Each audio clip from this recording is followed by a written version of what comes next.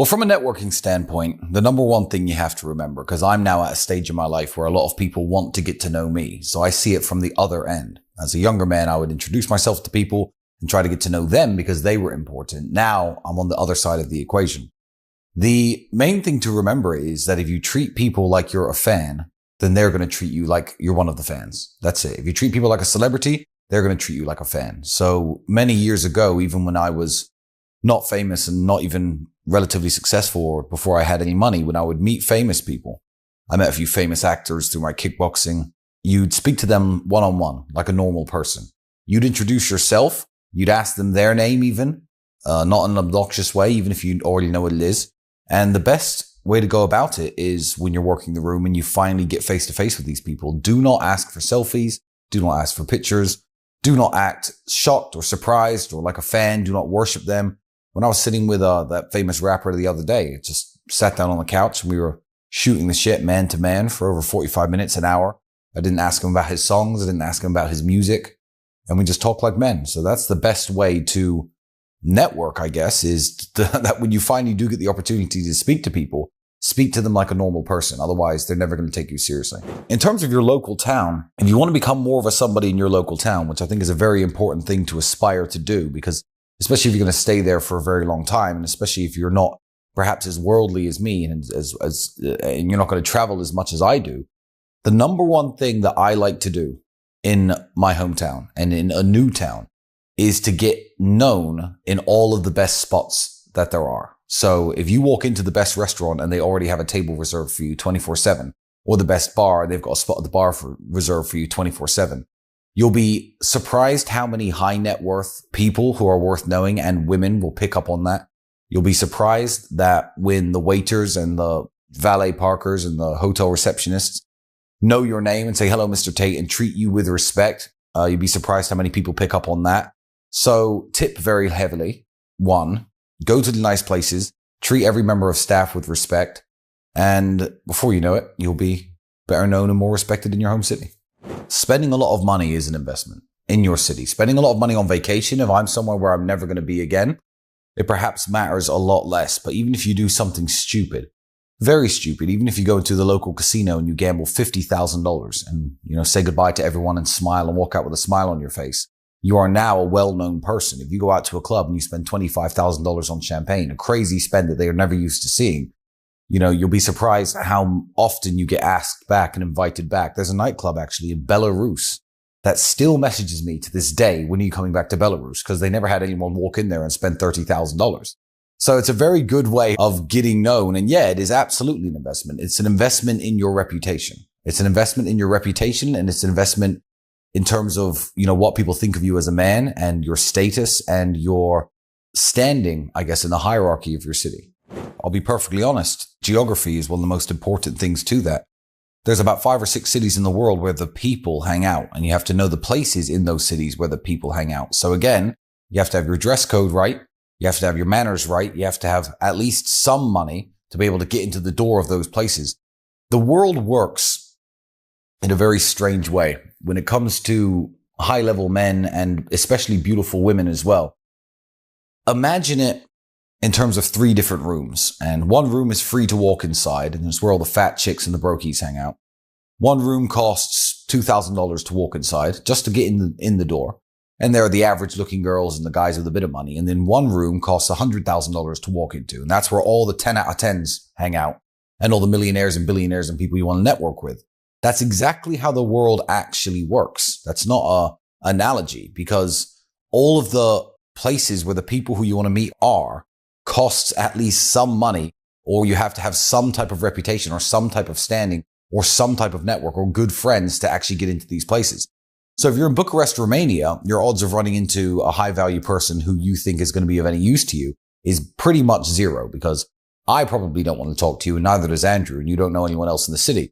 But Los Angeles, certainly, Miami, New York, London, Dubai, Singapore, there are places in the world where the people hang out. And depending on what you want to do and who you want to know, all depends on where you go. And then you just have to work your way up until you're in the same room as these people. Networking is all about making it. So you can't just network after you've made it.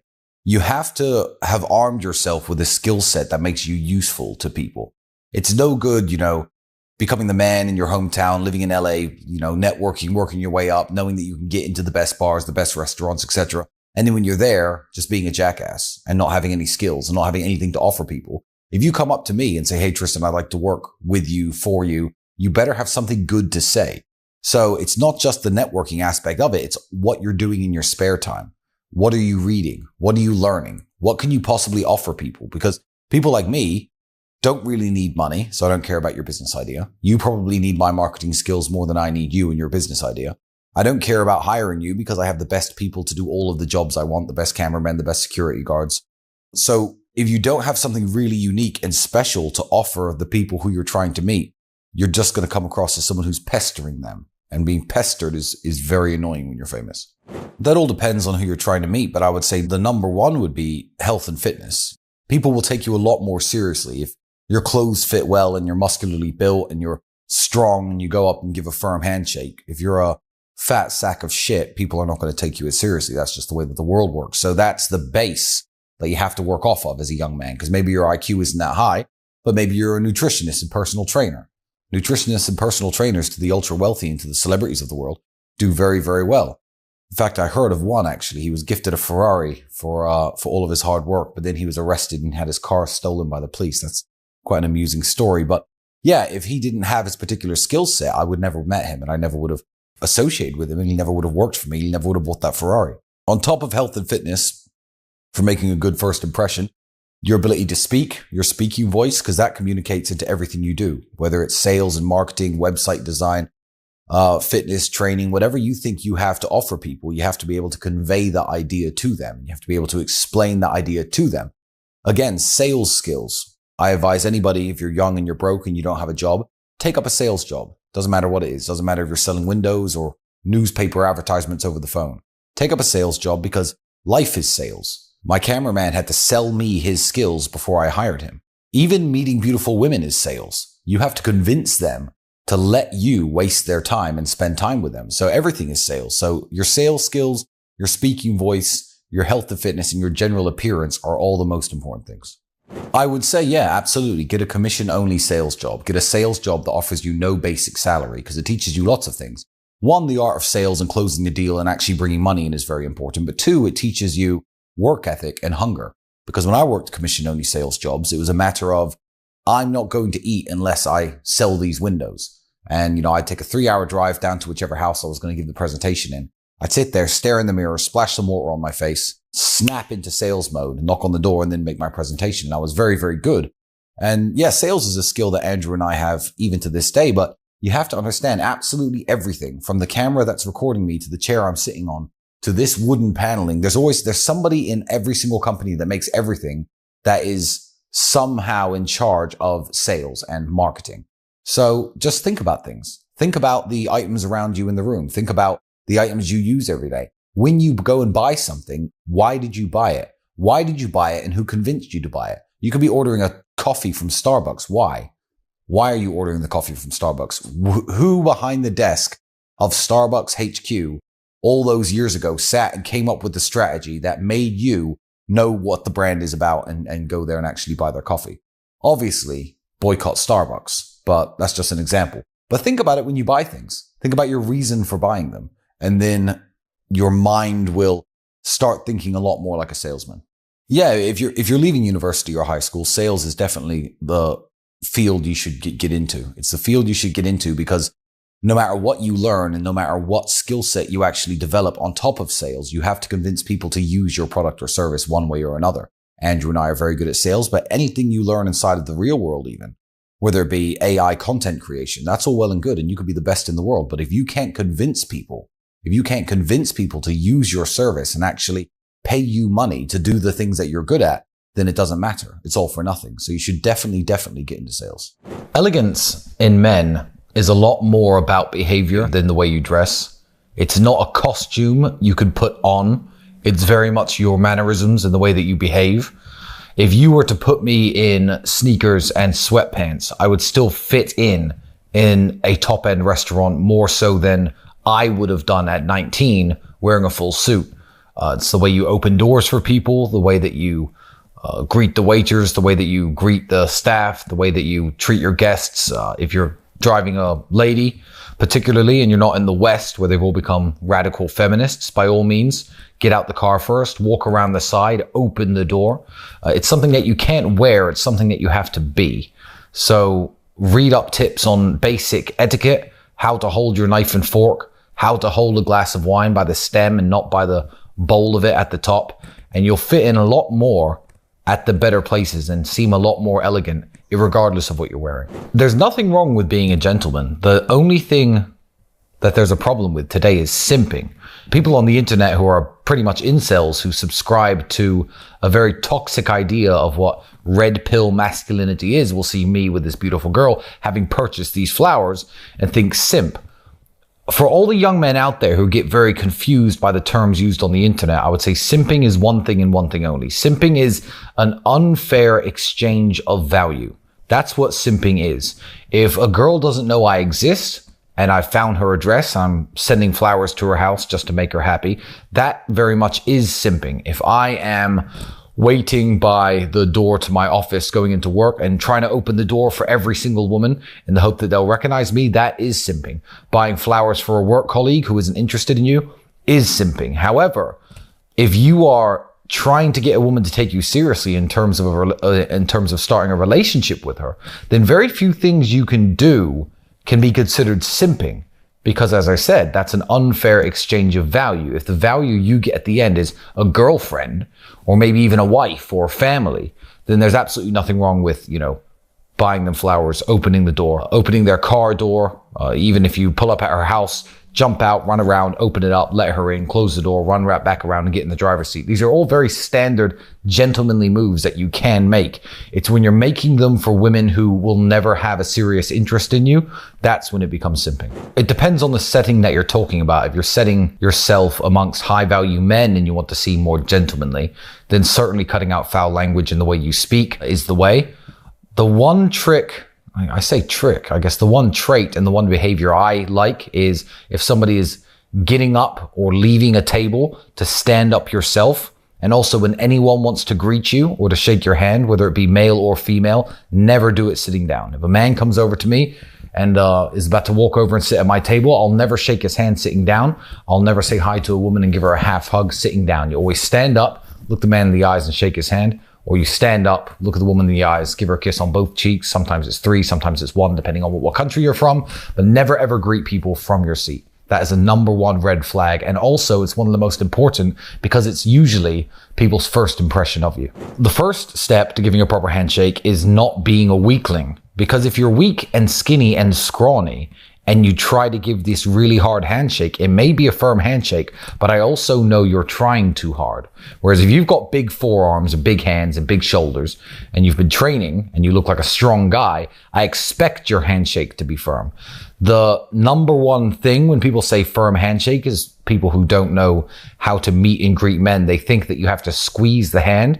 You don't have to squeeze the hand at all. Less than half a centimeter of actual movement, but your hand should be rigid and unmovable. You can't have a malleable hand in someone's hand where, if they squeeze it slightly, your fingers are going to bend. So nice firm hand, you grab and you squeeze just half a centimeter. That's it. No crushing, no trying to show you're stronger than anyone else. It's just the fact that your hand moves and doesn't give anything back. That makes a firm handshake. If you start squeezing people's hands, they're going to think you're a dick. Yeah, I've seen a lot of variations. And to be fair, if you're a worldly person, there are a bunch of variations to this. I think in Southeast Asia, I've been in India, Thailand, Vietnam. That's when people will give you the double handshake. They'll grab your hand, but that's very much a sign of being a subordinate, a guy who you tip heavily at a hotel will grab your hand. Thank you, sir. Thank you, sir. There are different etiquettes and ways to bow to certain people in Japan. I know you always have to bow lower than the person you're bowing to if he's in a position of seniority, but Japan's not a place I hang out a lot at. But before you go to anywhere new, I would certainly look up the little traits within the culture and try to play along as best as you can because it's usually appreciated. I used to preach that video games are a waste of time, and 10 to 15 years ago when I used to say this, they largely were a waste of time. Now they still are a waste of time. However, time you enjoy wasting isn't necessarily time wasted. So I, for example, like to read books. I read books, I listen to audiobooks. I don't benefit necessarily monetarily from them. They're just entertainment. Instead of watching TV, I read books. Some people play video games. What I would say is, whereas books can make you more interesting as a person, video games, you have to find a way of at least offsetting the damage done by the time you sink into them, by at the very least trying to be productive. I don't know, streaming your video gameplay on Rumble, trying to play competitively with other people over the internet and making videos and document your games and try and get some eyes on you so you're not just isolated by yourself messing around in your room with your face in a computer screen. I mean, most bad habits and most hobbies and most things that don't necessarily seem that productive can be turned into content creation.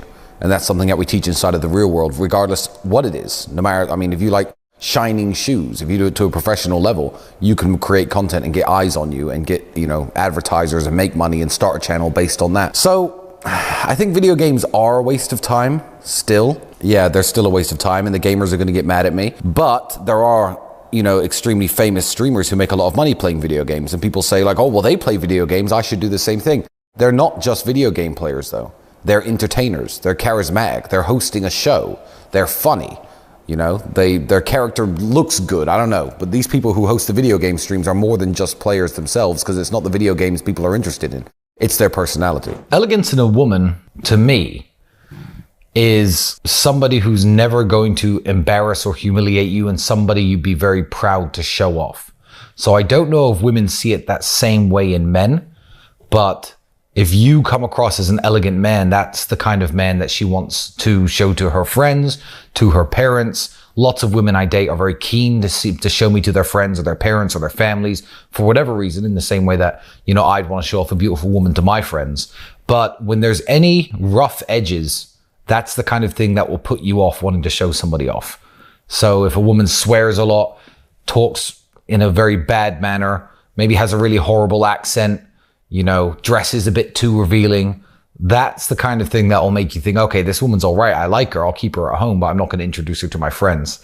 So elegance is certainly something that women should strive for, and men as well. If you look at life like a video game, anything that increases one of your stats is a worthwhile hobby. I think that playing chess will make you more intelligent, helps your critical thinking. Reading books makes you more interesting and more knowledgeable. Any type of sport or physical training makes you stronger, fitter, better looking. It's going to make you live longer. So whatever hobby you want to pursue and whatever you want to do, just make sure it's something that makes you better as a person. I mean, I know young men who make jewelry, who make knives. That's a very productive hobby because it's a business that they're training themselves up to do. Just try to avoid things like video games, because video games actually increase nothing. They help you in no way at all. I would argue that they probably make you less healthy, more lazy. Not knowing how to conduct yourself, drinking too much to a point of inebriation is a big red flag. If you ever start stumbling or slurring your speech, there's a time and a place for that. But usually that's a big red flag for women, especially if you're out on dates. For me, I will judge men harshly on bad driving. If a man doesn't check his mirrors and he's not moving his car properly, I judge people on bad driving. Again, bad language, using too much slang when you're supposed to be in a professional setting. Knowing the difference between a casual and a professional setting is very important. It's not just the language somebody uses, because the language I'll use with my friends is very different to the language I'll use on a Zoom call with a multi-billionaire businessman. So it's knowing the time and the place for certain types of behavior, because as men, we can all be childish and we can all be juvenile, but you have to be able to distinguish one from the other. And there's people who I've met who certainly don't know how to present themselves to somebody, even somebody like myself who's wealthy and they're trying to pitch me this business idea. They show up and they're acting as though we're two friends down the pub, even though I don't know them. That's a huge red flag. They should at least make the effort to try to come across as refined as possible. And if they're incapable of doing it or incapable of spotting a situation where they should be doing it in, then it's probably not the kind of person that I'd want to do business with, network with, be friends with. There's no correct answer for which accent is acceptable and which one isn't. However, some accents are better than others, which is a shame because you can't really control your accent. However, regardless of what your accent's like and what your speaking voice is like, you can always tell the intelligence behind somebody's accent, depending on the language they use, the vocabulary they use, the vernacular they use, the way they pause, the way that they take their time when putting thoughts together, the way they intonate their words. So I know very smart people who are Chinese, Nigerian, Indian, who do speak with their heavy accent. However, you know that there's a brain behind that accent. So if you're lucky enough to be born with a British or maybe an American accent and you're not using your voice to your full potential, it's one of those instances where you'll always get outpaced by somebody who's more obsessed than if you're born with natural talent. So if you're born with a BBC British accent, which I don't quite have, but I guess that would be the top rank of accents in the world, in my opinion. You know, there's an Indian guy who can sell more than you and do more business than you and close more deals than you, despite the fact that his accent is a disadvantage. That's just because he works harder than you. So make sure that you do work on your vocabulary. Download stupid apps, word of the day. Read 20 new words a day and read what they mean, learn their definitions, try to include them into your everyday vocabulary. Yeah, you're really doing yourself a huge disservice if you don't try to maximize your speaking voice. The best way to cultivate your voice besides expanding your vocabulary, to me, would be reading out loud. Take a book that you like, or a book that isn't something very simple, no children's books, obviously, and read them out loud. It's an exercise that everyone used to have us doing in school. We probably don't understand why our teachers used to make us do this. However, the way that stories are written and the way that people speak in books and the way that sentences are put together, you can tell how it's supposed to be read.